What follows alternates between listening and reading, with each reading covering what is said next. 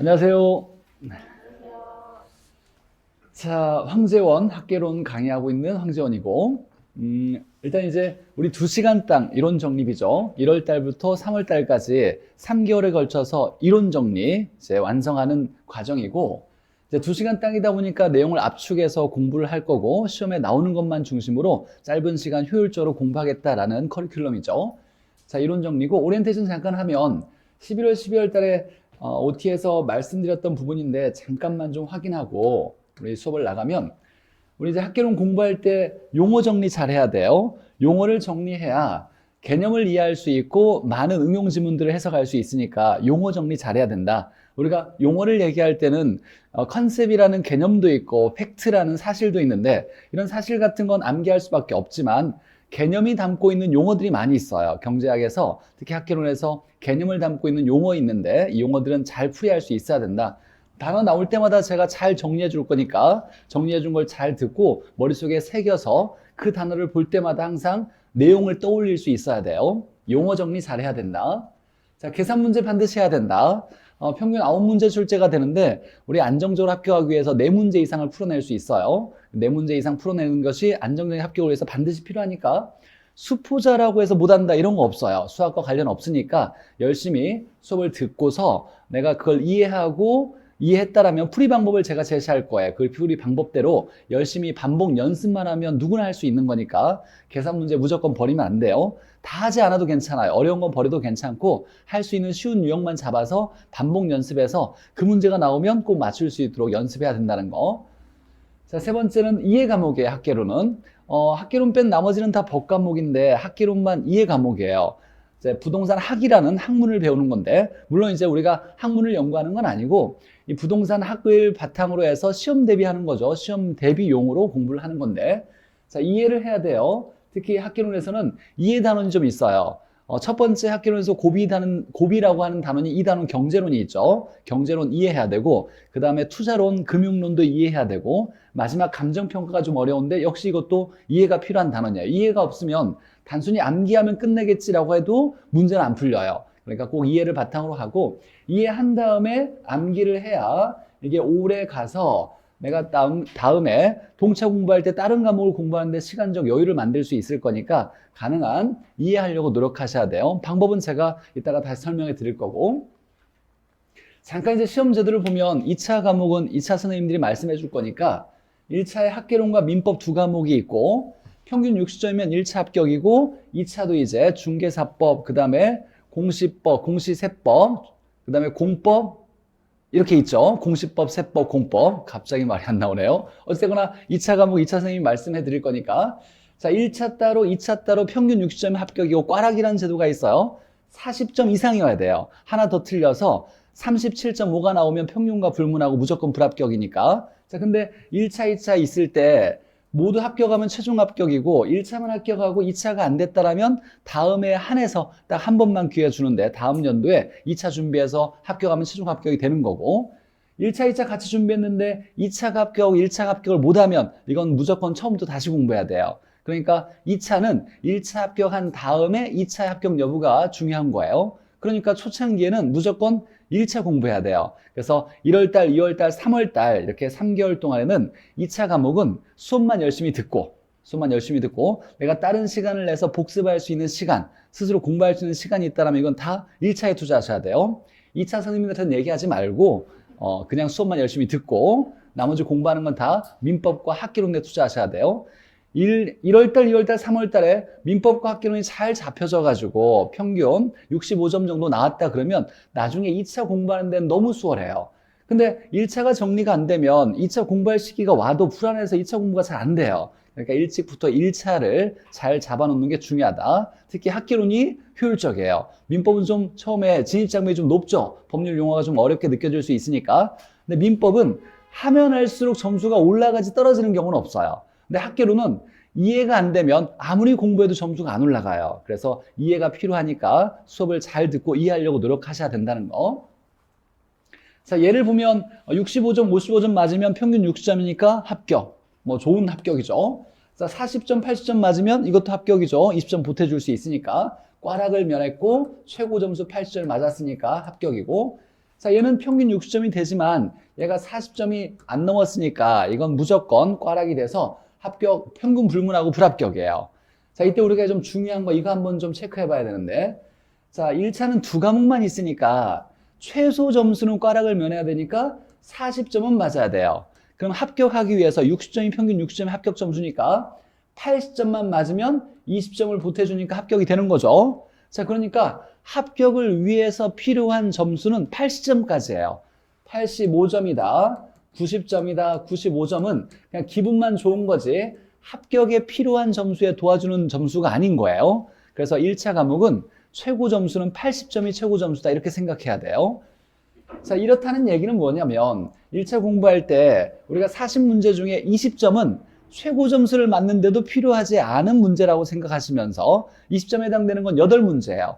40문제 중에 8문제는 사실 최고 점수를 맞는데도 필요하지 않는 거니까 공부할 때 많이 어렵다거나 난이도가 높거나 응용 문제 같은 건 일단 이해 안 되는 건 버리고 일단 넘어가서 시험에 자주 나오고 중요한다는 걸 잘 열심히 해서 공부해서 그 문제가 나오면 실수하지 않고 틀리지 않는 게 중요한 거예요. 어려운 문제를 풀어내는 게 합격을 위해서 필요한 것이 아니라 중요하다고 했던 것이 시험에 나왔을 때 실수하지 않는 게 중요한 거. 그래서 너무 어려운 건 나중에 때가 되면 배우고 했을 때 자연스럽게 해석되는 때가 올 거니까 미리 처음부터 완벽하게 내가 알고 가야 되겠다라는 마음은 버려야 돼요. 1차 공부할 때 어렵거나 난이도 높은 문제에 대해서 너무 욕심내지 않아도 괜찮다. 자, 1차 과목의 최고 점수는 80점이다. 80점 이상의, 아니 80점보다 높은 점수는, 초과하는 점수는 합격에 도움을 주는 점수가 아니다라는 거, 이거 생각해 놓고. 자, 강의 계획서 인사말, 열심히 하겠다는 거죠. 여러분이 학개론 공부하면서 불안하지 않고 자신 있게 합격할 수 있도록 제가 모든 역량을 쏟아서 열심히 가르쳐 드릴 거니까 여러분도 잘 따라오시면 합격하실 거고 충분히. 자, 교재는 스마트 학개론으로 공부할 거예요. 2시간당 교재가 있겠지만 이건 이제 내용은 참고용으로 쓰고 집에 가서 복습할 때 스마트 학개론 말고 2시간당 교재에서는 어떻게 정리되는지 한번 읽어보셔도 괜찮고 굳이 읽지 않아도 괜찮아요. 스마트 학개론에 시험에 나오는 가장 중요한 건 잘 정리했으니까 이걸로 공부할 거고 테마 55개가 있는데 1월 달부터 2월 달, 3월 달 3개월에 걸쳐서 테마 55개를 다 공부하려고 노력할 거예요. 자, 그리고 만약에 이론서로 내가 조금 부족하다, 너무 압축되어 있는 교재만 보니까 부족하다 그러면 기본서를 굳이 구입할 필요는 없고 나중에 선생님마다 요약집이 나올 거예요. 그때 내가 좀 이론 내용이 좀 부족하다 생각하면 요약집을 좀 구입하셔서 요약집을 한번 정독하는 것이 이게 좀 더 합격을 하기 위해서 공부하는데 효율적인 방법이에요. 자, 일단은 합격하는데 이 스마트 학개론만 여러 번 반복해서 공부해도 충분히 80점 이상 맞을 수 있다라고 생각하시면서 이걸 가지고 공부하시면 되고, 일단 중요한 건 우리가 공부할 때 생각해 볼 게 있다면 공부를 했을 때 뭔가 두껍고 어려운 책으로 공부하면 뭔가 뿌듯해요. 내가 뭔가를 해냈다라는 어떤 마음의 안정감이 들겠지만 사실 합격을 위해서는 공부를 많이 하는 게 중요한 게 아니라 문제를 잘 풀어야 돼요. 내용을 잘 알고 공부를 많이 했지만 문제를 못 풀면 합격을 못 해요. 합격 점수 이상을 막기 위한 문제풀이를 잘해야 돼요. 그래서 우리 시험을 대비하는 공부는 무조건 내용을 듣고 이해했다라면 스스로 읽는 연습을 하셔서 문제풀이까지 끝내야 이게 우리가 시험 대비를 위한 공부예요. 문제풀이가 중요하다는 거. 어떤 문제가 중요하냐? 전에 기출되어서 나왔던 기출문제가 가장 중요한 문제예요. 나왔던 게 그대로 반복돼서 나오니까 전에 10년 동안 나왔던 기출문제를 내가 80% 이상을 완벽하게 이해할 수 있다. 그러면 무조건 60점 이상 나올 수 있어요. 기출문제가 중요하고 그 기출문제를 이해하고 풀어내기 위해서 공부한다 생각하셔야 돼요. 학문 연구 아니고 합격을 위한 공부니까. 그래서 문제풀이가 중요하다라고 생각하셔야 되고 강의 목표는 이론 열심히 정리할 거고 당부드릴 건 자, 11월, 12월 개념 완성 마지막 주에 강의가 올려져 있어요. 기초 계산 문제 특강이 있는데 이건 반드시 수강하고 다음 주에 수업에 참여하셔야 돼요. 11월, 12월 때 배웠던 계산 문제 내용을 가장 좀 쉽게 풀이 방법을 다 정리해 준 수업이니까 꼭 듣고 오셔야 된다는 거. 기초 계산 문제 특강. 자, 11월, 12월 달 개념 완성에서 배웠던 내용은 1월 달부터 3월 달까지 정리한 이론 정립에서 다 그대로 배울 거니까 굳이 내가 시간이 없으면 11월, 12월 개념 완성 과정을 안 들어도 괜찮아요. 물론 시간적 여유가 있다라면 이때 더 중요하고 기본적인 내용은 다시 한번 배웠으니까 들어오면 좋고, 시간이 정 없으면 이걸 듣지 않고 1월 달부터 3월 달까지 하는 수업에 집중해서 열심히 하겠다 이렇게 생각해도 되는데 11월, 12월 마지막 주에 기초계산문제 특강은 듣고 오셔야 된다 그랬어요. 그건 꼭 들어야 된다. 모든 강의는 빠지지 않고 체계적으로 이루어지니까 전에 빠진 수업이 없고 계속 듣고 오셔야 돼요. 만약에 일이 있어서 빠졌다면 그걸 듣고 다음 수업을 들어야 체계적으로 순서에 맞으니까 모든 강의는 빠지지 않고 다 들어야 되고 이제 우리는 2시간 땅은 이제 야간에 수업이 진행되는 거죠. 여러분들이 바빠서 직장도 나갈 수 있고 뭔가 일이 많아서 야간에 수업을 들을 텐데 가능한 그러니까 수업 중에 지치고 힘들고 밖에서 막 춥다가 안에 들어오면 이제 히터가 들어오니까 따뜻해서 졸립기도 할 거예요. 견뎌내셔야 돼요. 허벅지 찔러가면서 졸음도 깨면서 수업에 가능한 집중해서 내용을 이해하고 수업 중에 그 시간에 암기하려고 노력해야 내가 별도로 시간을 많이 내지 않고도 충분히 합격할 수 있는 준비가 되는 거니까 수업 중에 집중하셔야 한다는 거 꼭 명심하시고 노력하셔야 돼요. 저도 열심히 노력할 테니까. 자, 그리고 이제 복습을 해야 돼, 복습. 11월, 12월 달에도 얘기했는데 당일날 복습은 좀 어려울 수 있죠. 수업이 늦게 끝나니까. 그래도 가능한 빠른 시간 내에 2시간 이상은 무조건 복습해야 돼요. 2차 과목은 수업만 열심히 듣고 1차 과목의 학개론과 민법은 스케줄표 잘 정리해서 무조건 수업 듣고 빠른 시간 내에 2시간 이상은 공부해야 되겠다. 스스로 공부하는 시간을 얘기하는 거예요. 수업은 듣고 별도로 2시간 이상 공부해야 되겠다. 공부할 때는 자, 수업을 들었을 거니까 이해가 됐다라면 이제 스스로 스마트 학개론 개념서를 펴서 공부했던 내용을 스스로 정독해야 돼요. 읽는 연습을 해야 돼요. 알아는 들었지만 문자 해석 능력이 없으면 읽지를 못해요. 읽었을 때 이 단어의 뜻이 내가 생각했던 것과 일치되는 과정을 이걸 연습을 해야 되니까 스스로 읽는 연습을 해야 돼요.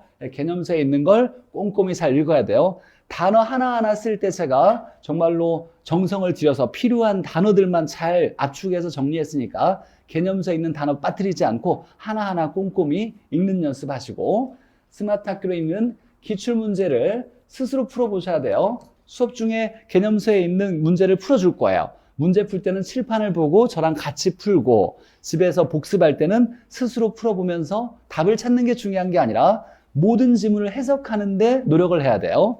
전에 답으로 나왔던 건 다시 답으로 나올 확률이 낮아요. 전에 답으로 안 나왔는데 지문에 소개됐던 것이 다시 응용되어서 답으로 나오는 경우가 많으니까 답을 찾는 게 중요한 게 아니라 모든 지문을 해석하는 게 중요해요. 기출문제를 풀어볼 거고.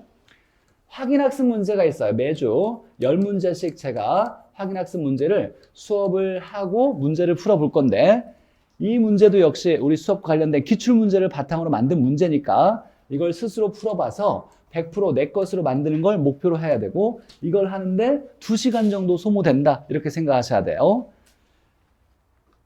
자, 모든 공부는 자, 강의를 듣고 이해를 해야 돼요. 수업을 듣고 선생님이 하는 얘기가 뭔 얘기인지 알겠다, 이해가 됐다라면 집에 가서 영상을 다시 보는 건 의미가 없어요. 수업을 듣고 이해했다라면 이제 다음 단계로 넘어가서 스스로 개념서를 읽고 정리하고 필요한 걸 암기해야 돼요. 그리고 마지막에는 언제나 뭘 해야 된다? 문제풀이 해서 내가 정확히 알고 있는지 문제가 풀려지는지를 꼭 확인해야 돼요. 자, 모든 과정은 이렇게 되고 만약에 수업을 들었는데 이해가 안 됐다 또는 졸려가지고 내가 잘 못 들었다 그럼 그 부분을 체크해서 그 부분만 영상으로 다시 듣는 거예요. 이해될 때까지 영상을 들어야 돼요. 근데 무슨 얘기하는지 알아들었으면 다시 동영상을 볼 필요는 없고 이해가 안 될 때 영상을 다시 보는 거예요. 자, 영상을 보거나 수업을 듣는 건 이해하기 위한 거고 이제 머릿속에 채워서 암기하고 이해하는 거 과정은 스스로 문자를 읽고 정리하면서 암기해야 된다. 마지막에 그리고 내가 제대로 알고 있는지를 확인할 때는 문제풀이로 확인해야 된다. 이 과정으로 꼭 공부를 해야 되고 자, 그리고 이제 이거 한번 보죠. 이제 학기론 수업하기 전에 여러분이 이제 준비해야 될 학습 계산 문제 풀이를 꼭 해야 돼요. 적어도 한 15분 정도 15분에서 20분 정도는 시간을 내서 수업 전에 좀 일찍 오셔서 자리에 앉았을 때 계산 문제 풀이를 먼저 해야 돼요. 전에 풀었던 계산 문제 풀었던 거 또 풀어도 괜찮으니까 5문제든 7문제든 10문제든지 간에 항상 풀었던 문제 또 풀어서 가볍게 풀어봐서 풀려지는지 반복 연습하는 게 중요한 거니까 계산 문제 풀고 암기 코드가 있어요. 이제 3, 4월 달에 다 정리가 될 건데 제가 이제 수업하면서 암기 코드를 일부 소개시켜 줄 거예요. 이런 암기 코드를 보면서 예를 들면 오늘은 총론의 일부를 배울 건데 다음 주에 배울 때 스마트 학교는 앞에 이렇게 암기 코드가 있어요. 그러면 암기 코드를 보고 전에 배웠던 게 이런 거 있었지. 한번 쭉 읽어보면서 이렇게 암기하면 되겠네라고 여러 번, 한 3, 4번 정도 읽으면 도움이 될 거고 이것도 역시 자주 읽어서 머릿속에 1년 동안 저장해야 되는 거니까 수업 시작하기 전에 전주에 배웠던 이런 암기 코드 쭉 읽어보는 거 이걸 이제 여러분이 하셔야 돼요. 그래서 수업 전에 영상으로 보신 분도 마찬가지예요. 영상으로 딱 수업 듣기 전에 한 15분, 20분 정도 투자해서 계산 문제 10문제 정도 풀어보고 전에 배웠던 단원의 암기 코드 한번 3, 4번 정도 읽어보는 거 이걸 항상 반복적으로 꾸준히 해야 돼요. 자, 밴드가 있는데 밴드에 가입하셔서 하루에 2문제씩 기출문제를 올려드려요. 우리가 가장 중요하게 봐야 될 건 기출문제니까 이 기출문제를 짬을 내서 아침에 일어나서 잠깐이라든지 아니면 뭐 이동할 때든지 이때 밴드에 들어오셔서 학교론 배웠던 내용의 기출문제 2문제 정도 풀어보시고 자, 2주마다 진행하는 심기일전이 있어요. 무료로 라이브로 유튜브에서 진행하는 특강이니까 이 특강을 좀 활용하시면 학교론 공부하는데 훨씬 도움이 많이 될 거예요. 자, 어떤 거냐면 이건데 학개론 세법 매주 이렇게 심기일전 무료 특강이 진행돼요. 세법은 이소은 교수님이 진행하시고 자, 이번 주 1월 7일 날 원래는 이제 투자론을 하려고 했었는데 재시생들은 좋은데 초시생이 좀 어려워해서 지난주에 이제 지지난주에 경제론을 하다 보니까 좀 어렵게 느껴져서 일단 기본 정리를 좀 다시 하고 어려운 부분을 건들자 해서 이번 이제 심기일전 1월 달, 2월 달은 우리 배웠던 내용을 중심으로 해서 총론과 경제론 일부, 우리 11월, 12월 때 배웠던 경제론 일부까지 해서 기본적으로 중요한 것들을 다시 한번 천천히 설명해 줄 거니까 10문제를 풀어볼 거예요. 3시부터 밴드에 들어오면 문제를 딱 풀 수 있고 그래서 문제 풀고 링크가 걸어질 거니까 링크에 들어가면 문제지가 딱 나올 거고 풀고 제출하면 답안지를 받아서 제가 통계를 보고 많이 틀리고 어려워하는 걸 중심으로 해서 좀 더 구체적으로 자세히 설명해 주는 시간이 있을 테니까 시간이 되면 토요일 날 이렇게 참여하시면 좋겠고 여러분들 수업이 있죠? 그렇죠? 유튜브로 보세요. 네. 영상으로 보시는 분 시간 되시면 참여하시라고 말씀드리는 거고 자, 그렇고 자, 열심히 하자라는 거죠. 자, 1월 달부터 3월 달까지 이제 2시간 땅 이론 정립이고 테마 55개를 이제 개념서에 잘 공부할 거예요. 한번 보죠. 1주차 첫 번째 자, 테마 1을 보니까 12페이지에 부동산학의 이해라고 나오네요. 부동산학의 이해. 자, 부동산학이 뭐냐를 얘기하는 거죠. 자, 부동산과 관련된 학문을 부동산학이라 그래요. 부동산학. 우리가 배우는 과목이 부동산학의 개론을 배우는 거예요. 이걸 줄여서 우리가 그냥 학개론이라고 얘기하는 거죠. 부동산학의 개론. 이 개론이란 말은 다 붙일 수 있어요. 철학개론, 심리학개론, 건축학개론. 개론은 어떤 학문을 깊이 연구하는 게 아니라 기본적인 원리를 바탕으로 깊이는 없지만 원리를 바탕으로 전체적으로 배우는 걸 이걸 개론이라고 얘기해요. 그래서 부동산학의 개론을 배운다 해서 부동산 학개론이라고 얘기하고 그럼 부동산학이 뭔지 한번 보도록 할게요. 시험 문제 많이 안 나와요. 뭐 시험 문제 나와도 보너스로 나오는 문제니까 그렇게 중요도는 높지 않아요. 근데 처음 나오는 내용이니까 패스하기는 좀 애매해서 잠깐 좀 설명을 해보면 부동산학의 이해 한번 보죠. 자, 부동산학은 부동산 활동을 능률화하는 걸 목표로 한다. 이 능률화라는 건 효율성을 높이는 걸 능률화라고 얘기해요. 효율성이라는 건 들인 노력에 비해서 가장 좋은 결과를 만들어내자가 효율성이에요. 그러니까 쉽게 얘기하면 잘하자를 얘기하는 거예요. 잘하자. 그래서 부동산 활동을 잘하자라는 걸 목표로 하여 그 원리, 이론을 잘 정립하는 것뿐만 아니라 이걸 응용도 하겠다. 실무에 응용도 시키겠다라는 걸 이걸 부동산학이라 그래요. 그래서 부동산학의 목표는 부동산 활동을 잘하자라는 걸 목표로 해서 이론도 정립하고 이론뿐만 아니라 응용도 하겠다. 실무에 응용도 하겠다. 이 원리는 이론을 얘기하고 응용은 실무에 응용한다는 얘기예요. 이렇게 하는 종합응용 사회과학이다. 이렇게 얘기해요. 이걸 좀 풀었으면 종합이라는 건 부동산과 관련된 법률도 있고 경제도 있고 기술학, 건축학 같은 게 기술학이에요. 즉 법률에서 부동산 관련된 거와 경제학에서 부동산과 관련된 거, 기술학에서 부동산과 관련된 걸 다 떼어서 하나 묶은 학문이다. 그래서 종합한 학문이다. 그리고 응용했다. 이론만 정립하지 않고 실무에 응용도 했다.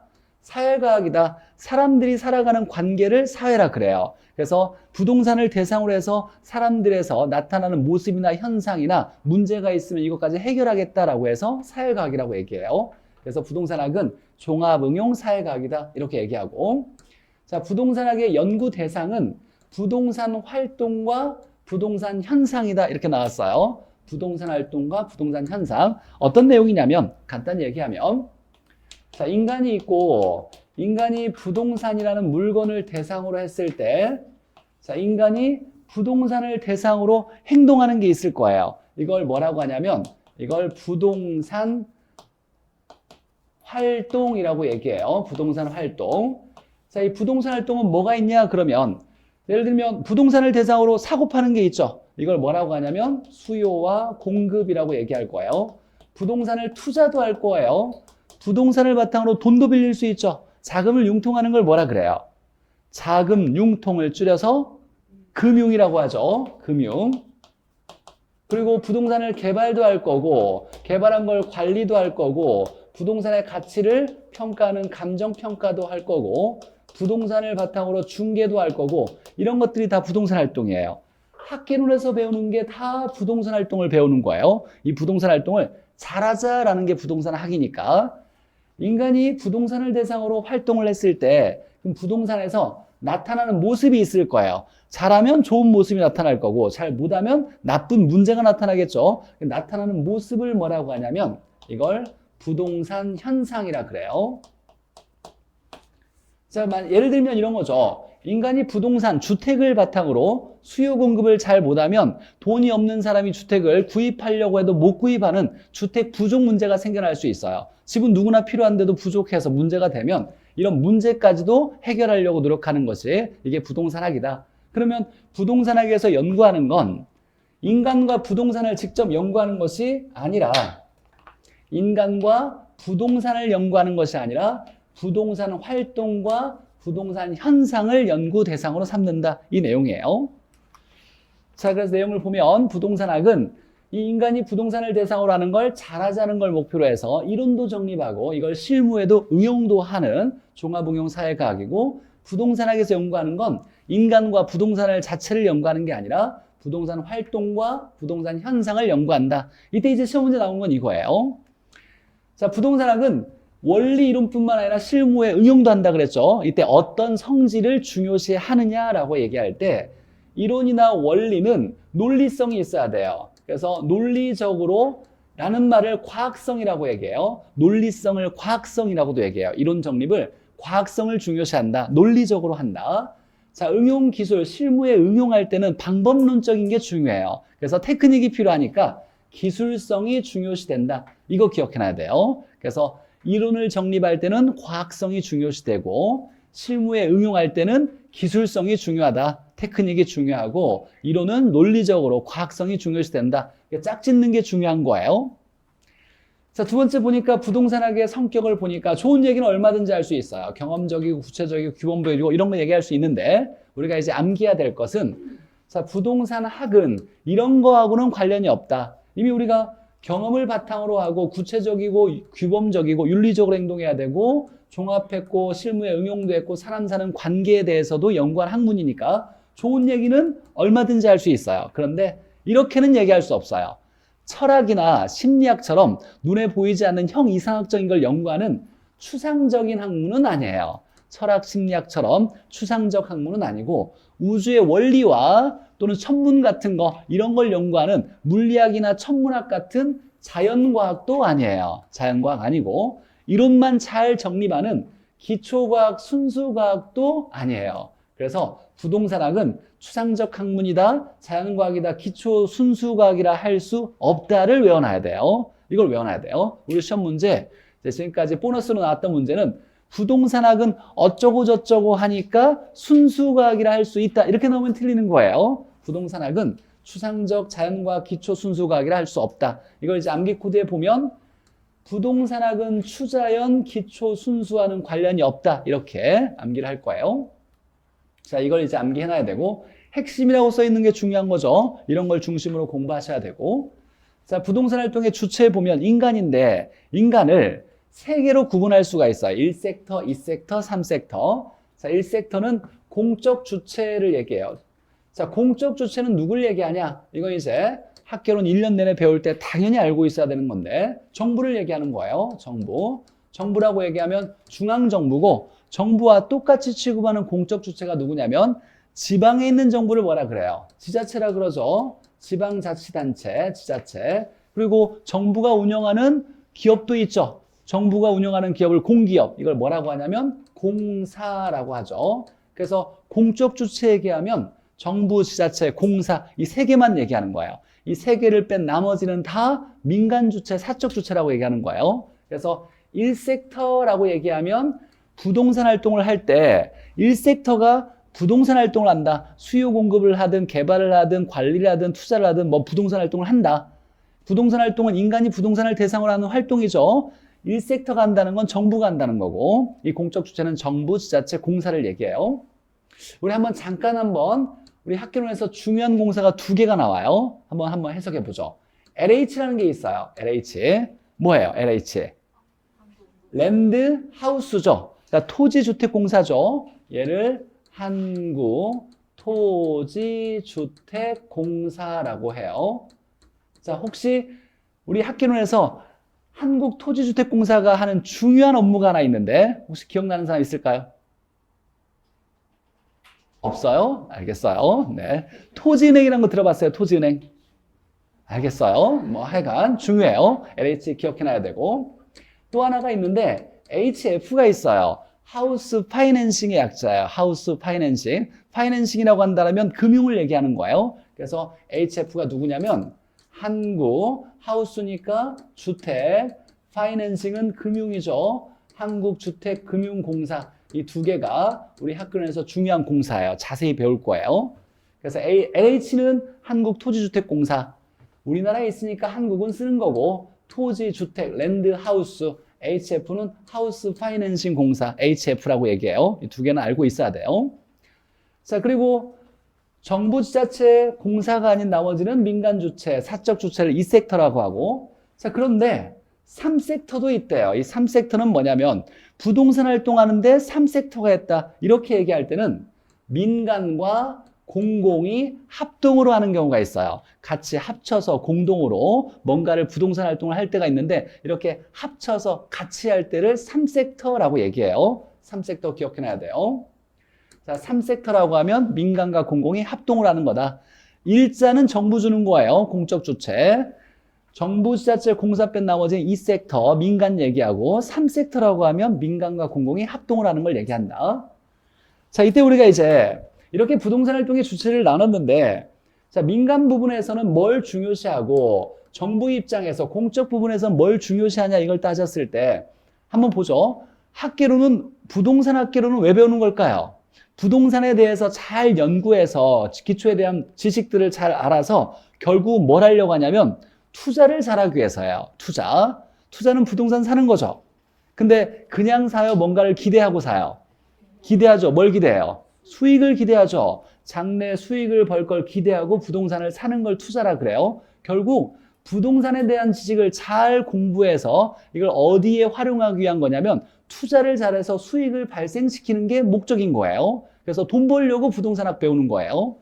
자, 이때 이제 개인 입장에서 볼 때는 효율성, 잘하자라는 게 중요한데 뭘 잘하냐? 투자를 잘하기 위해서요. 부동산에 대한 지식들을 잘 갖춰서 투자를 잘해서 수익을 많이 발생시키자라는 게 목표예요. 그래서 개인 입장에서는 효율성과 사익성만 중요시하면 되는데 자, 정부 입장에서는 효율성과 사익성이 중요한 건 아는데 자, 자본주의에서 만들어진 학문이에요. 그러니까 능력 있고 열심히 잘하고 뛰어나면 열심히 부동산 투자 잘해서 돈 많이 벌면 된다. 이걸 인정해 주는데 정부 입장에서는 능력이 없고 돈이 없는 사람들도 있죠. 이 사람들도 집은 필요하잖아요. 부동산 같은 집이 필요하니까 이런 사람들도 배려해 줘야 되는 게 필요해요. 그래서 돈이 없는 저소득층을 배려하는 정책들도 필요하죠. 따라서 효율성만 중요시하는 게 아니라 고루고루 잘 살 수 있게 다수의 이익을 중요시하는 공공성과 형평성도 같이 신경을 쓸 수밖에 없어요. 그래서 얘와 얘를 조화롭게 균형을 잡게 하는 걸 중요시한다. 이렇게 되는 것이 사회적 목표가 되는 거예요. 정부 입장에서는 효율성이 중요한 건 알겠는데 여기에다가 다 고루고루 잘 살게 하는 형평성도 조화롭게 하는 걸 목표로 한다. 이렇게 되는 거예요. 그렇다고 해서 정부 입장에서는 효율성보다 형평성을 더 중요시한다. 이건 아니에요. 형평성을 더 중요시하는 건 사회주의, 공산주의 얘기하는 거예요. 그냥 능력 상관없이 다 똑같이 살겠다. 이런 걸 얘기하는 게 아니라 효율성이 중요한데 돈이 없는 사람도 배려하는 정책을 펼치겠다라는 의미에서 얘와 얘를 조화롭게 하는 걸 목표로 한다. 이걸 균형을 잡는 걸 중요시한다. 이렇게 생각해야 돼요. 자, 부동산 활동의 속선. 근데 아까 얘기했듯이 많이 중요한 내용 아니에요. 그냥 가볍게 들으면 돼요. 근데 단어들이 많이 나오다 보니까 설명은 좀 길지만 중요도는 그렇게 높진 않아요. 자, 부동산 활동의 속성에서 아까 이론을 정립할 때 논리가 필요하니까 과학성이 중요시되고 실무에 응용할 때는 방법론적인 게 중요하니까 테크닉, 기술이 중요하다. 이렇게 정리했어요. 자, 그리고 개인의 입장에서는 사익성만 따지면 되는데 정부 입장에서는 사익성과 함께 고루고루 잘 살게 하는 공공성도 중요시한다라는 거예요. 사익성은 효율성을 얘기하는 거고 공공성은 형평성을 얘기한다고 생각하시면 돼요. 자, 그리고 부동산 활동은 대인 활동이자 동시에 대물 활동이라고 얘기할 수 있어요. 이게 이제 최근에 근래에 나왔던 기출문제였고, 자, 부동산이라는 물건을 대상으로 하는 활동이다. 가장 기본적으로 부동산 활동, 중개 활동 보면 부동산이나 물건을 대상으로 하는데 물건만 대상으로 하는 게 아니라 물건을 사고 팔고 중개할 때 사람의 관계도 중요해요. 사람도 대상으로 하는 거예요. 부동산 활동은 사람을 대상으로 하는 활동이자 동시에 물건, 부동산이란 물건을 대상으로 한다. 이렇게 얘기해야 돼요. 그래서 부동산 활동은 대인 활동이자 동시에 대물 활동이다. 이렇게 얘기해야 돼요. 지문에서 부동산 활동은 어쩌고 저쩌고 하니까 대인 활동이 아니라 대물 활동이다. 이렇게 규정하면 틀린 지문이에요. 뭐는 아니고 뭐라고 얘기할 수 없고 대인 활동이자 동시에 대물 활동이다. 이렇게 나와야 돼요. 자, 부동산의 정보를 알려고 할 때 예를 들면 중개업할 때 누군가 토지를 사러 왔다고 해서 토지를 떼어서 보여주면서 이거 어떤가 이렇게 팔 수는 없죠. 왜? 토지는 움직이지 않으니까. 그러면 이 토지에 대한 정보, 부동산에 대한 정보를 알려면 사람과 함께 현장에 가서 이 부동산에 대한 정보를 알아내야 돼요. 이걸 임장활동이라 그래요. 현장에 임하는 활동을 통해서 부동산 정보를 알아낸다. 이건 부동산이 움직이니까 움직이지 않으니까 이걸 뭐라고 하냐면 부동성이라고 얘기해요. 토지나 부동산이 움직이지 않으니까 사람이 직접 가서 부동산 정보를 알아내는 활동을 한다. 임장활동. 뭐 실무에도 굉장히 많이 쓰는 단어죠. 임장활동. 자, 배려의 장기성이 있어요. 이건 뭐냐면 자, 토지 같은 것들이나 이런 토지가 부동산이죠. 얘들은 한번 잘못되면 다시 원래로 되돌리기가 매우 어려워요. 잘못되면 되돌리기가 어려워요. 그리고 토지는 없어져요, 안 없어져요? 안 없어져요. 영원히 계속 가요. 그러면 내가 토지를 개발하거나 이럴 때 그냥 짧은 미래만 보고 수익을 내려고 그냥 계획 없이 이렇게 개발하면 다시 원래로 되돌리기 어려우니까 없어지지 않는 토지니까 먼 미래까지 배려해서 좋은 계획을 세워서 개발 관리해야 된다. 이런 걸 얘기하는 거예요. 그래서 배려의 장기성, 이건 한 번 잘못되면 되돌리기 어렵다라는 특성과 토지가 없어지지 않고 영원히 계속 가니까 먼 미래까지 배려해서 토지를 개발 관리해야 된다. 이렇게 얘기하는 거예요. 나중에 좀 더 배우겠지만 자, 이렇게 되는 이유가 뭐냐면 이걸 비가역성이라 그래요. 비가역성. 그리고 토지가 없어지지 않는 영속성이라 그래요. 자, 없어지지 않고 영원히 가니까 먼 미래까지 배려해야 된다. 비가역성은 뭐냐면 가역이라는 건 되돌린다예요. 근데 비가역이니까 되돌리지 못한다예요. 토지 같은 건 한번 잘못되면 되돌리기가 어렵다. 예를 들면 산이 있는데 아름다운 산이 있는데 이걸 개발하겠다고 다 깎아가지고 건물을 지었는데 수익도 못 벌고 여기에 뭐 이 주변이 더 황폐화되는 일이 발생했어요. 이걸 다시 산으로 되돌리기는 불가능해요. 이런 것들을 비가역성이라 그래요. 한번 잘못되면 되돌리기 어렵다. 자, 이런 성질 때문에 부동산 활동, 부동산을 대상으로 한 활동은 먼 미래까지 장기적으로 배려가 필요하다. 이렇게 얘기하는 거예요. 자, 부동산 활동할 때는 윤리성이 있어야 된다. 윤리적으로 행동해야 된다. 자, 한번 이 네 개가 있는데 한 20년 전에 한번 나왔어요. 자, 공공윤리는 공공은 다수의 시민을 얘기하는 거예요. 다수의 시민, 시민들에게 윤리적으로 행동해야 된다. 많은 사람들에게 바른 행동을 가져야 된다를 얘기하는 거고. 자, 서비스 윤리. 이 서비스란 단어를 알아야 돼요. 이 서비스는 고객에게 응대하는 것을 서비스라 그래요. 그냥 지나가는 사람한테 잘하는 게 아니라 고객, 이걸 의뢰인이라고 얘기해요. 의뢰인에게 응대해야 된다. 내가 중개업을 할 때 누가 고객이 왔다라면 고객에게 사기치지 말고 윤리적으로 행동해야 된다. 이걸 서비스 윤리라 그래요. 고객에게 응대한다. 이 단어 기억해놔야죠. 서비스라고 하는 건 고객에게 응대하는 거다. 자, 고용윤리가 있어요. 자, 고용이라는 말은 고용한 사람과 고용된 사람 간의 윤리를 얘기해요. 그러면 고용한 사람은 사장이고 고용된 사람은 직원이죠. 그래서 사장과 직원 간의 윤리를 고용윤리라 그래요. 고용한 사람과 고용된 사람의 윤리를 얘기할 때 고용윤리. 자, 이때 조직윤리가 가장 중요한데 시험 문제에 나온다면 조직윤리가 나와요. 조직윤리.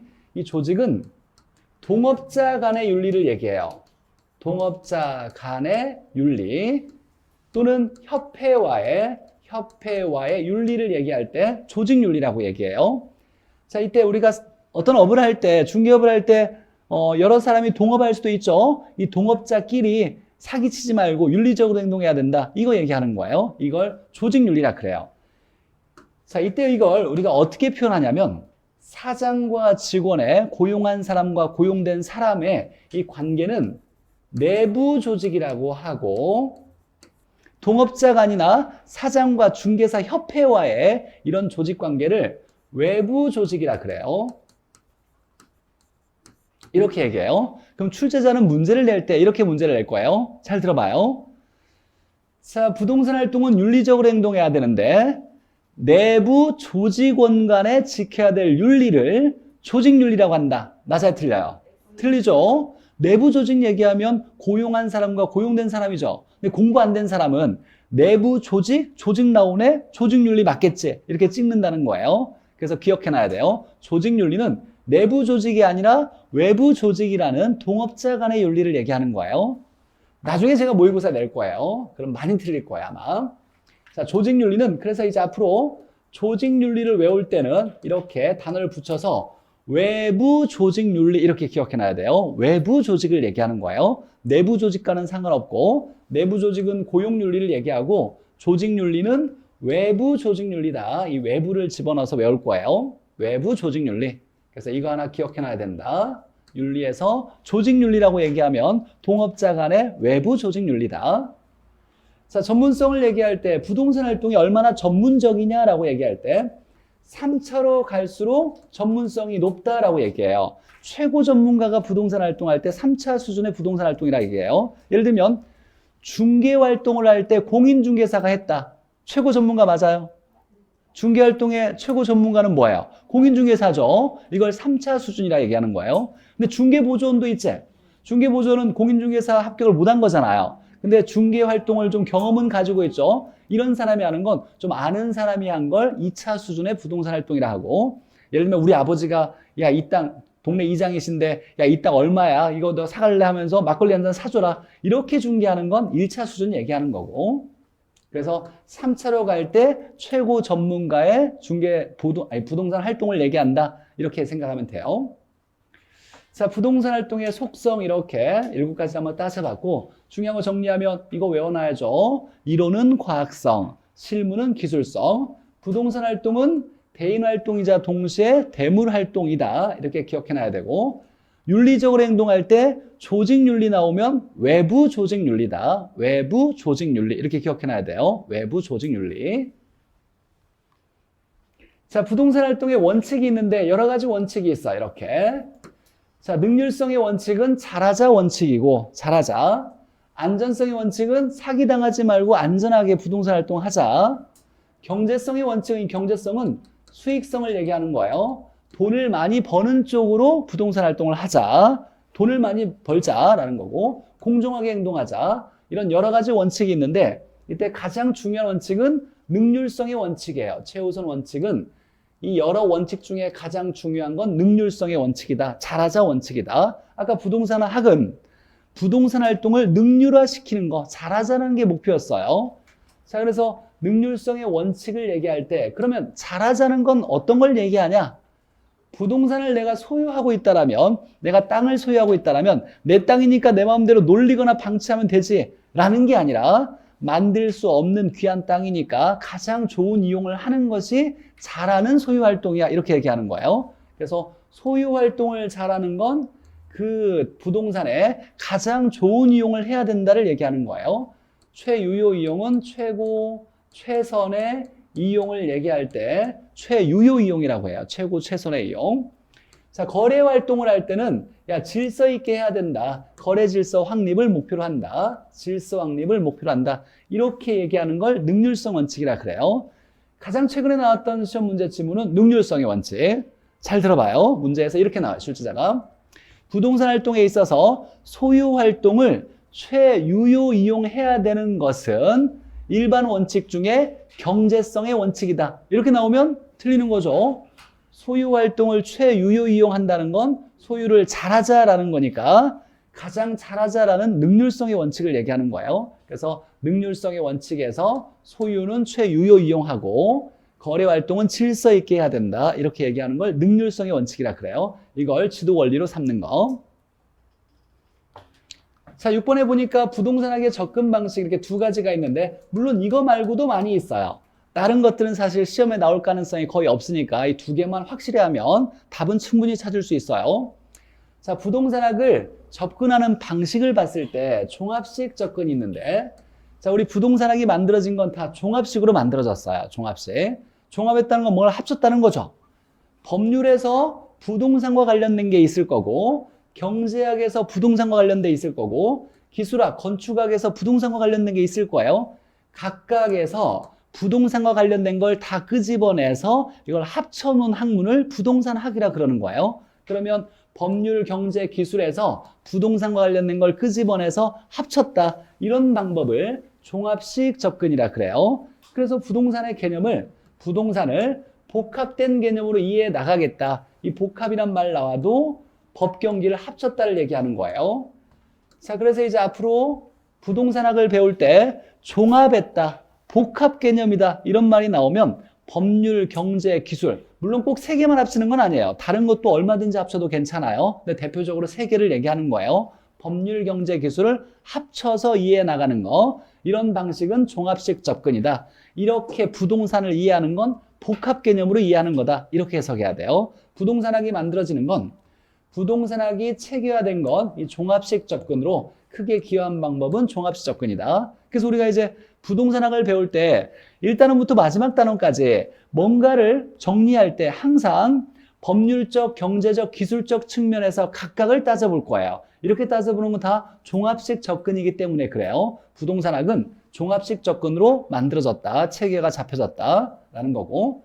그래서 우리가 이제 문제 풀 때는 종합식, 종합이란 말이나 복합 개념 이렇게 나오면 얘가 떠올라야 돼요. 법률, 경제, 기술이 떠올라야 된다. 이렇게 정리할 거고. 자, 의사결정식 접근이라는 게 있는데 자, 의사결정은 머릿속에 있는 생각을 의사라 그래요. 이걸 행동으로 할지 말지 결정하는 걸 의사결정이라 그래요. 학교에서 중요한 의사결정이 세 가지가 있어요. 학교론에서 중요한 의사결정. 가장 중요한 의사결정이 뭐냐면 투자 결정이에요. 투자를 할지 말지 결정하는 이 의사결정이 가장 중요해요. 투자 결정할 때 우리가 뭘 따져줘야 될까요? 수익과 지출을 따져봐야죠. 수익과 지출을 따져봤을 때 누가 커야? 수입이 커야 투자하겠다 이렇게 하는 거죠. 그럼 수입과 지출을 따져보는 걸 분석이라 그래요. 투자 분석을 통해서 수입이 크면 투자를 하겠다 결정하겠죠. 이게 중요한 거고. 자, 두 번째 중요한 게 금융 결정이에요. 자, 금융은 자금을 융통하는 걸 줄여서 자금 융통을 줄여서 금융이라 그래요. 이 금융은 뭘 얘기하냐면 내가 부동산 투자할 때 돈이 부족하면 남의 돈 빌려서 투자하겠죠. 남의 돈을 융통하는 거 이걸 금융이라 그래요. 그래서 금융의 대표적인 예는 대출을 얘기하는 거예요. 대출 받는 거. 그러면 금융결정도 해야 돼요. 돈을 빌릴 거냐 말 거냐도 따져봐야 돼요. 뭘 따져봐야 될까요? 뭘 고려해야 될까요? 이자죠, 이자. 내가 돈을 빌려서 투자를 했을 때 수익률이 발생할 건데 빌린 대가로 이자율만큼을 또 줘야 되잖아요. 이때 수익률이 크면 돈을 빌리는 거고 이자율이 크면 돈을 빌리면 안 되겠네요. 이자율을 고려해서 금융결정도 해야 돼요. 자, 개발결정도 있어요. 자, 개발. 앞으로 이제 우리가 부동산 개발이다, 토지 개발이다, 이렇게 개발이란 말이 나오면 농사 짓는 건 개발이 아니에요. 개발이라고 하는 건 토지를 건물을 지을 수 있게 조성한 다음에 건물을 건축해서 이걸 분양해서 수익을 발생하는 과정을 개발이라 그래요. 앞으로 이제 부동산 개발이다, 토지 개발이다 이렇게 나오면 건물 지어서 수익 발생하는 걸 개발이라 그래요. 건물 짓는 걸 얘기하는 거예요. 개발 얘기하면. 자, 개발할 때 내가 토지를 개발하거나 부동산을 개발할 때 건물을 짓는다는 건데 이때 고민을 해야죠. 뭘 기대하고 개발을 할까요? 수익을 기대하는 거죠. 돈을 발생하지 못하는 경우면 수익을 벌지 못할 거라면 개발할 의의가 없는 거예요. 그러면 이제 건물 짓는데 비용이 많이 들어갈 거고 이걸 분양했을 때 수익을 발생할 건데 이 수익과 비용, 지출 비용을 따졌을 때 수입이 크면 개발하겠다 이렇게 결정하는 거죠. 이 세 개가 의사결정 분야예요. 학개론에서 중요한 투자결정, 금융결정, 개발결정. 이때 가장 중요한 건 투자결정이에요. 결국 이 의사결정을 한번 생각해 봐요. 이 세 개의 의사결정은 다 뭘 벌려고? 돈을 벌려고 의사결정을 하는 거예요. 그래서 여기서 얘기하는 건 뭐냐면 의사결정식 접근은 인간은 합리적 존재이며 라는 거, 이건 뭐 중요한 얘기는 아니고 인간은 손해볼 짓을 하지 않으려는 존재이며를 얘기하는 거예요. 손해볼 짓 하지 않는다, 인간은. 그래서 뭐를 추구하기 위해서 이윤의 극대화를 전제로 해서 돈을 벌려고 부의 극대화를 위해서 내가 부동산학을 연구하는 거야. 이런 방법으로 접근하는 걸 의사결정식 접근이라 그래요. 그러면 의사결정식 접근에서 가장 중요한 단어는 돈을 벌려고 하는 거다. 수익의 극대화, 이윤의 극대화, 부의 극대화를 위해서 부동산학을 연구해 나가는 이런 접근 방법을 의사결정식 접근이라 그래요. 이윤의 극대화를 전제로 하여 합리적인 의사결정, 투자결정, 금융결정, 개발결정에 초점을 맞췄다. 뭐 하려고? 돈 벌려고. 이렇게 하는 걸 의사결정식이라 그래요. 자, 종합식 나오면 법경기 합쳤다. 의사결정식 나오면 돈 벌려고 하는 거다. 이건 딱히 이해만 하면 제가 이렇게 여러 가지를 설명한 이유는 이해하라고 한 거야. 무조건 그냥 의사결정식 하면 이런 걸 외우라는 게 아니라 의사결정 중요한 건 학개론에서 돈 벌려고 하는 거다. 그래서 이윤의 극대화를 찾아내야 돼요. 이게 가장 핵심 키워드니까. 자, 그럼 문제 한번 보죠. 자, 문제 풀 때는 같이 칠판 보면서 같이 풀어요.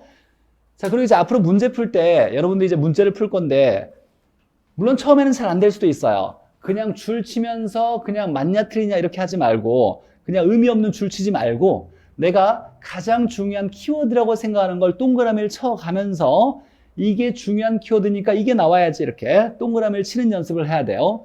처음에는 정확히 키워드를 못 잡을 수도 있어요. 하다 보면 나중에 연습되다 보면 나중에는 정말로 가장 중요한 키워드만 동그라미 쳐서 맞냐 틀리냐를 빠르게 정확하게 풀어낼 수 있을 거니까 그냥 의미 없이 밑줄 긋는 거 하지 말고 중요한 단어라고 생각하는 걸 동그라미 치면서 키워드를 찾아내야 돼요. 우리가 문제를 풀 때 시험 문제는 40문제를 푸는데 50분이 주어져요. 마킹하는데 5분 쓸 거라면 40문제를 45분에 풀어야 돼요. 시간적 여유가 없어요. 문제를 보면 그러면 8줄이나 10줄 이상 되는 문제가 많아요. 꼼꼼히 읽으면 읽는 데 2, 3분이 걸려요. 이렇게 문제 풀 수 없어요. 처음에는 물론 꼼꼼히 읽는 연습이 필요하겠지만 이제 문제 풀 때 가장 중요한 키워드를 찾는 연습하는 게 이게 중요하다. 자, 1번 보죠. 제가 이제 문제를 풀 때 키워드를 찾으면서 잘 체크하면서 풀 건데 여러분 잘 수업 들으면서 이해하고 스스로 풀어볼 때도 그렇게 따라서 푸는 연습해야 돼요.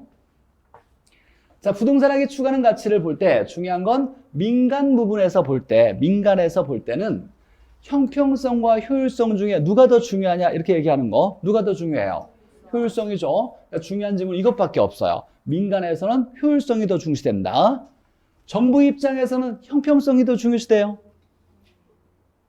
정부 입장에서는 형평성이 더 중요시돼요? 아니죠. 정부 입장에서는 효율성과 함께 형평성의 조화를 중요시한다. 이렇게 나와야죠. 맞아요? 자, 두 번째 보죠. 과학을 순수과학, 응용과학이라 할 때, 자, 부동산 학은 무슨 과학이다?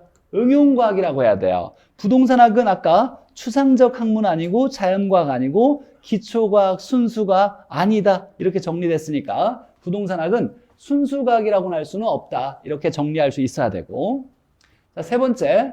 자, 부동산학 접근 방법 중 의사결정식 접근이라고 나왔네요. 의사결정식. 그러면 의사결정 나오면 가장 중요한 의사결정이 뭐다? 투자결정이라 그랬죠. 얘를 탁 떠올려야 돼요.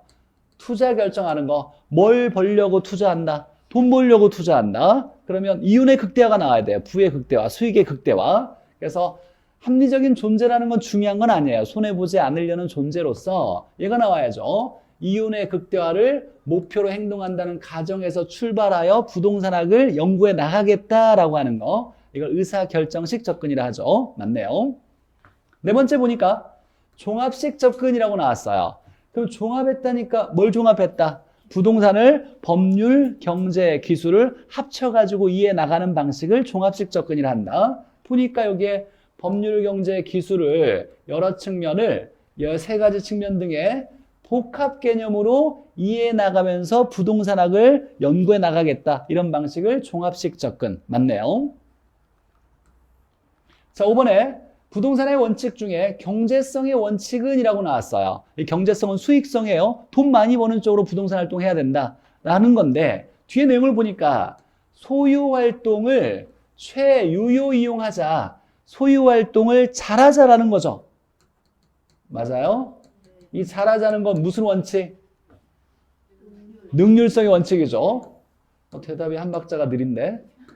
자, 가장 중요한 건 능률성의 원칙이죠. 능률성 원칙, 잘하자 원칙이에요. 자, 능률성은 잘하자를 얘기하는 거고, 소유 활동을 잘하자라고 하는 거 최유효 이용. 만약 여기에 거래 활동이 나오면 질서 확립, 거래 질서 확립을 목표로 한다. 이렇게 나와야 되겠죠. 이건 능률성의 원칙이죠. 얘가 틀렸네요. 최근에 나온 기출지문이 이거예요. 5번에. 자, 소유할 때 최유효 이용, 거래할 때 질서 확립은 능률성의 원칙을 얘기한다. 최우선 원칙은 능률성의 원칙이다. 물론 능률성의 원칙, 경제성의 원칙, 안전성의 원칙, 공정성의 원칙 여러 가지 있는데 나머지 중요한 거 아니에요. 능률성의 원칙만 딱 정리해 놓으면 돼요. 자, 테마 2에 이제 부동산의 개념 보죠. 오늘 오전만 보니까 수업 시간이 좀 많이 길어져가지고 제 지금 말하는 게 많이 빠르진 않죠? 다 알아듣고 있죠? 자, 13회 부동산의 개념 보죠. 자, 그러면 부동산의 개념, 부동산의 뜻이 뭐냐? 부동산을 뭘 얘기하는 거냐? 이거 한번 잠깐 정리해 보죠. 자, 부동산의 개념. 자, 중요한 단어예요. 복합 개념의 부동산, 중요한 단어. 자, 통으로 이해해야 돼요. 복합 개념의 부동산. 부동산의 개념을 복합적으로 이해하겠다. 이걸 복합 개념의 부동산이라 그래요. 자, 부동산의 뜻을 뭘 부동산이라 할 거냐? 이럴 때. 자, 복합 개념으로 이해하겠다는 건 경제적, 법률적 개념도 있고 경제적 개념도 있고 기술적, 물리적 개념으로도 각각 부동산의 뜻을 해석해 보겠다. 이렇게 보는 걸 이렇게 법률, 경제, 기술적으로 부동산의 개념을 보는 것을 복합 개념의 부동산이라고 얘기해요. 자, 한번 보죠. 자, 부동산은 뭘 얘기하냐? 라고 얘기할 때 법률에서는 민법에서 정의할 때 부동산은 토지와 그 정착물이다. 이렇게 정의되어 있어요. 민법에서. 부동산은 토지와 그 정착물이다. 그러니까 민법에서 정의하고 있는 부동산은 토지와 정착물이에요. 정착물은 붙어져 있는 물건을 얘기하는 거예요. 부착된 물건. 토지에 부착된 물건. 얘를 정착물이라 그래요. 물론 토지뿐만 아니라 건물에 부착된 물건도 정착물이라고 얘기해요. 토지에 붙어져 있는 건 뭐가 있을까요? 건물 토지에 붙어져 있어요. 정착물이에요. 나무 붙어져 있어요. 정착물이에요. 도로 붙어져 있어요. 정착물이에요. 이런 것들 토지에 붙어져 있는 모든 물건들을 다 정착물이라고 얘기하는 거예요. 모두 다는 아니에요. 그럴 만한 이유가 있어야 되는데 그건 이따가 배우도록 할 거고. 자, 민법에서 정의하고 있는 이 부동산, 민법상 부동산, 토지와 정착물을 좁은 의미의 부동산, 협의의 부동산이라고 얘기하는 거예요. 협의를 좁은 의미. 이때 이제 광의 부동산도 있는데 광의 부동산은 토지 정착물이라는 협의 부동산에서 토지 정착물에 해당되는 협의 부동산에다가 준 부동산을 합쳐서 이걸 광의 부동산이라 그래요. 자, 준 부동산 보죠. 부동산에 준하여 취급한다. 준한다라는 건 부동산으로 간주하겠다. 이걸 한자로 의제한다라고 얘기해요. 그래서 이걸 의제부동산 또는 간주부동산이라고 얘기하는 거예요. 부동산에 준하여 취급하겠다. 여기서 중요한 건 부동산이면 부동산에 준한다 이런 말 쓸 수 없어요. 부동산이 아닌데 부동산과 비슷하니까 부동산에 준하여 취급해 줄게 라고 얘기하는 거예요.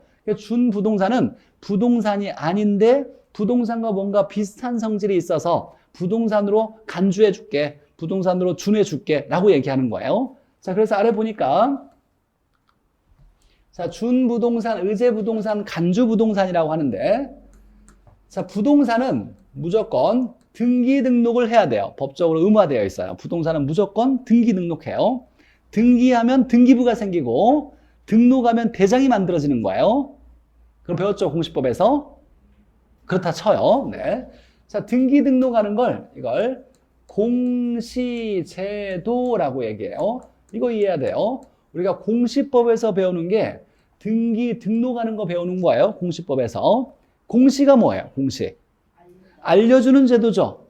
야, 등기 등록이 왜 알려주는 제도냐라고 얘기할 때 부동산의 정보는 알기가 좀 어려워요. 숨겨져 있어요. 정보가. 그래서 내가 예를 들면 옆에 있는 건물의 정보를 알고 싶다. 소유권자가 누군지, 언제 만들어졌고, 어떤 용도인지, 면적이 얼마인지, 무슨 재질로 되어 있는지 이런 정보를 알려면 일단 그 건물의 주소를 찾아서 어디로 가요? 등기소에 가서 등기부나 대장을 떼어볼 거예요. 그러면 이 건물에 대한 부동산의 정보가 쭉 나와 있어요. 기본적인 정보가. 그래서 우리나라에 있는 모든 부동산, 토지와 건물뿐만 아니라 여러 부동산들을 다 등기 등록하게 돼 있어요. 그러면 그 부동산의 정보를 등기부나 대장을 떼어보면 다 알아낼 수 있죠. 그래서 알려주는 제도라고 얘기하는 거예요. 그래서 등기 등록을 공시제도, 공시수단이라 그래요. 부동산은 무조건 등기 등록해야 되는데 동산 중에도 등기 등록하는 게 있더라라는 거예요. 자동차 등록해요. 자동차 등록해요, 안 해요? 자동차 등록증 있죠? 항공기나 선박도 등록을 해요. 재단 같은 것도 등기를 해요. 이 재단 같은 건 뭐냐면 우리가 공장과 관련된 중개사법에 잘 배울 거예요. 공장 관련된 토지도 있고 건물도 있겠지만 그 안에 있는 기계 같은 거, 공장에 속한 자동차 같은 거, 공장에 있는 여러 가지 뭐 지적재산권, 영업권, 특허권 이런 권리까지 합쳐서 여기에 재단으로 등기할 수 있어요. 여기에 많은 동산들이 들어가 있어요. 재단에 동산들도 들어가 있는 거예요. 자, 그러니까 쉽게 얘기하면 준부동산은 뭐냐면 부동산은 등기 등록하는데 동산 등인데 부동산이 아닌 동산 등인데 등기 등록하는 게 있더라. 부동산과 비슷하게 등기 등록하네. 그러니까 부동산으로 간주해 줄게. 이런 걸 준부동산이라고 얘기하는 거예요. 자, 그럼 이제 준부동산은 부동산이에요? 동산 등이에요? 대답이 이렇게 시원찮아요. 부동산이에요? 동산 등이에요? 동산 등이에요. 등기 등록하는 동산 등이에요. 부동산과 비슷하게 등기 등록하는 동산 등인데 부동산과 비슷하게 등기 등록하니까 뭘로 취급해 주겠다? 부동산으로 취급해 주겠다. 준해 주겠다. 이걸 준부동산이라 그래요. 자, 준부동산. 자, 그런데 이제 중요한 건 준부동산은 동산 등인데 등기 등록하는 동산 등인데 등기 등록하다 보니까 부동산에 준하여 취급하겠다. 부동산은 아니죠. 근데 뭐라고는 얘기할 수 있냐면 광의의 부동산이라고 할 수 있어요. 이 광의자가 빠지면 안 돼요. 준부동산은 광의의 부동산이지 부동산이 아니에요. 광의의 부동산에 포함되고 동산 등인데 부동산에 준하여 취급하고 광의의 부동산에 속한다. 이렇게 봐야 되는 거예요. 자, 법률적으로 부동산을 이렇게 바라본다라는 거예요. 민법에서 협의에 부동산은 토지정착물이고 넓은 의미의 법률에서 볼 때는 토지정착물에다가 준부동산을 합쳐서 광의의 부동산이라 한다. 자, 경제적 개념으로 봤을 때 자, 이게 가장 중요해요. 이건 무조건 외워야 돼요. 출제자가 여기서 한 문제를 내겠다 그러면 경제적 개념을 내는 거예요. 우리가 이제 경제성 얘기하면 돈과 관련된 수익이나 재산을 얘기하는 거예요. 경제라고 얘기할 때. 그래서 경제라는 말 속에 돈과 관련된 재산이라는 돈과 관련된 의미가 포함되어 있고, 특히 얘가 중요하죠. 수요와 공급을 부동산을 대상으로 사고 파는 행위를 이걸 뭐라고 하냐면 경제활동이라 그래요. 수요 공급을 경제활동이라 그래요. 이 단원이 경제론이에요. 경제론에서 뭘 배우냐면 수요 공급의 원리를 배워요. 수요 공급의 원리를 배우는 걸 이 단원 경제론이라고 하는 건 수요 공급이 경제활동이니까 그래요. 자, 그러니까 경제란 말 속에 수요와 공급이라는 말도 들어가 있어요. 자, 이렇게 뭐 의미를 해석할 수 있어야 돼요. 경제성 얘기하면 수익을 얘기하고, 우리 경제적 가치 얘기하면 돈을 얘기하는 거예요. 재산이나 돈과 관련돼 있고, 경제 활동 얘기하면 수요 공급 얘기하는 거예요. 그래서 자산 자본이라고 얘기할 수 있는 거예요. 경제적 개념으로 자산 자본이다. 무슨 얘기냐면 내가 여기 땅이 있어요. 이 땅을 토지라고 하지 않고, 부동산은 경제적 가치가 높으니까 고가를 띄고 있죠. 그래서 내 땅인데 이걸 내가 다르게 해석할 때, 야, 이건 내 재산이야, 이렇게 얘기할 수 있어요.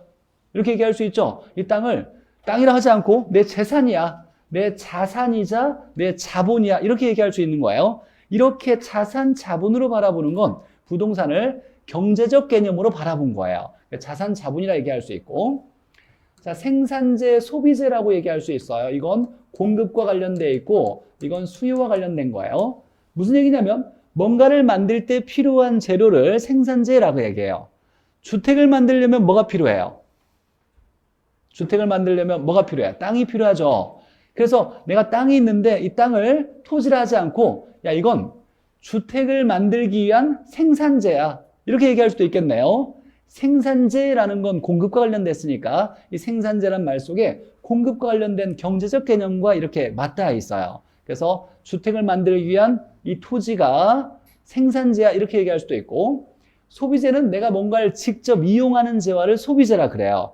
토지를 직접 이용할 수도 있어요.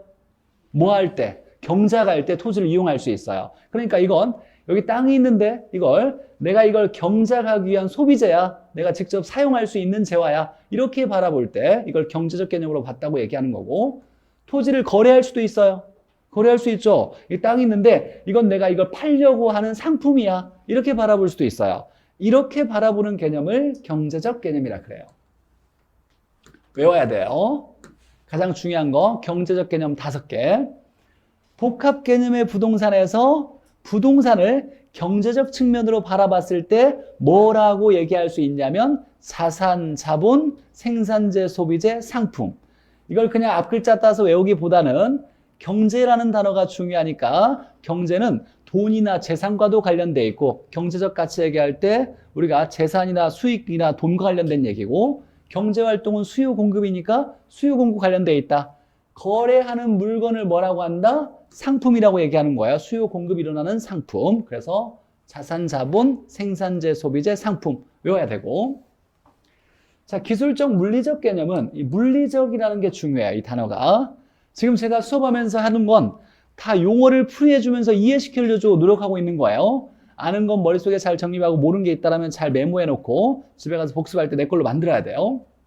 물리적이라는 말은 눈에 보이는 모습으로 바라봤을 때 이걸 물리적이라고 얘기하는 거예요. 그러니까 기술적, 물리적 개념은 눈에 바라보는 모습으로 봤을 때, 우리가 부동산을 눈에 바라보는 모습으로 봤을 때 뭐라고 얘기할 수 있냐, 이렇게 얘기할 때, 예를 들면 위치가 있죠. 위치. 위도 경도에 의해서 위치가 정해질 수 있죠. 위치가 정해지는 건 뭐예요? 토지의 위치가 정해지는 거예요. 그래서 이 토지를 위도 경도 얼마에 해당되는 위치야, 이렇게 얘기할 수 있는 거예요. 또는 예를 들면 옛날 노래, 물론 좀 이해가 좀 잘 안 될 수도 있는데 중요한 건 아닌데 이해하는 게, 여기서는 저 푸른 초원 위에 그림 같은 집을 짓고, 이런 가사 있죠. 한번 생각해 봐요. 저 푸른 초원 위에, 저기 푸른 초원이 있어요. 즉 산 아래, 예쁜 산 아래 푸른 초원이 있대요. 저기라는 위치가 보여야 돼요. 저기 보이죠? 저기가 보이는 곳이 뭐냐면 평평한 토지예요. 이 토지가 부동산이죠. 그러니까 토지가 위치를 정해주는 거예요. 그래서 토지, 부동산이라는 것이 위치를 정해준다. 눈에 보이는 위치가 된다라고 얘기해서 눈에 보이는 위치가 되는 거고, 평평한 초원 위에, 푸른 초원 위에 그림 같은 집을 지으려면 평평한 공간이 있어야 돼요. 이 평평한 공간을 만들어주는 게 토지예요. 그러니까 부동산을 평평한 공간으로도 해석할 수 있는 거예요. 눈에 보이는 거죠. 평평하다라는 거. 올록볼록 하는 게 아니라 평평하다는 공간을 얘기해준다. 공간도 얘기해주고, 우리가 시골 내려가면 야, 자연 환경이 아름답다 이렇게 얘기하죠. 보여지는 자연이나 환경은 산이고 토지고 나무고 이런 것들이에요. 부동산인데 보여지는 게 자연 환경 이렇게 보여지는 거예요. 눈에 보이는 자연 환경으로 바라볼 때 부동산을 기술적 물리적 개념이다라고 얘기하는 거예요. 자, 그래서 가장 중요한 건 이렇게 부동산의 개념을 법률적, 경제적, 기술적으로 이렇게 이해해 나가는 것을 복합 개념의 부동산이라 하고, 경제적 개념이 가장 중요해요. 경제적 개념의 부동산의 개념 5가지가 있다. 이거 외워야죠. 이렇게 제가 한 번씩 다시 복습해 줄 때 시간이 남아서 복습해 주는 게 아니에요. 제가 한번 얘기해 준 걸 듣고 여러분도 머릿속에 한 번 더 되새기면서 이 시간에 외우라고 하는 거예요. 물론 수업 끝나고 일어나면 사라져. 머릿속에. 어쩔 수 없어요. 다음에 또 수업할 때 다음 순간 또 얘기해 주면 또 외우려고 노력해야 돼요. 그래서 머리에 차곡 남아 있을 거고, 마지막 단계에서 머리에 안 남아 있으면 그때 이제 필요한 걸 외워야 되는 거예요. 무조건 달달달달 외우려고 하지 말고 수업 중에 집중해야 돼요. 그래야 이제 효율적으로 공부하는 거니까. 자, 경제적 개념에 자산, 자본, 생산재, 소비재, 상품 5가지 외워야 되고, 법률에서 민법에서 정의하고 있는 건 좁은 의미의 부동산, 토지 정착물. 자, 토지 정착물에다가 준부동산. 준부동산은 등기 등록하는 동산 등이죠. 이걸 부동산에 준하여 취급한다 해서 준부동산. 얘는 부동산은 아니죠. 근데 뭐라고는 할 수 있다? 광의의 부동산이라고는 할 수 있다. 라고 얘기하는 거고. 자, 눈에 보이는 모습의 기술적, 물리적 개념의 위치, 공간, 자연 환경으로 바라볼 수 있다. 이렇게 이해해 나가는 걸 복합 개념의 부동산이라 한다. 1번 문제로 출제자가 많이 내는 거예요. 자, 이때 법률이나 경제는 형태가 없어요. 형태가 없죠. 무형이에요.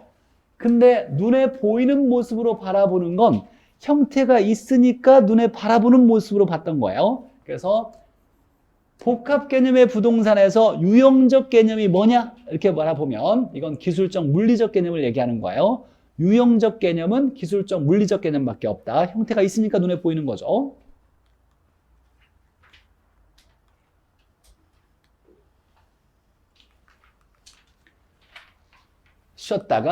잠깐 쉬었다가 이제 여기서부터 보죠. 자, 그리고 10문제 문제가 있잖아요. 야간 수업은 시간이 많지 않아요. 일찍 가야 되잖아. 그죠? 근데 수업은 좀 늦게 끝날 수 있지만 시간을 좀 줄이려면 이 문제를 배웠던 걸 바로바로 쉬는 시간에 좀 놀지 말고 쉬는 시간에 풀고, 따로 제가 문제 푸는 시간을 좀 짧게 주더라도 바로 문제 풀 수 있도록 문제를 먼저 쉬는 시간을 좀 풀어보세요.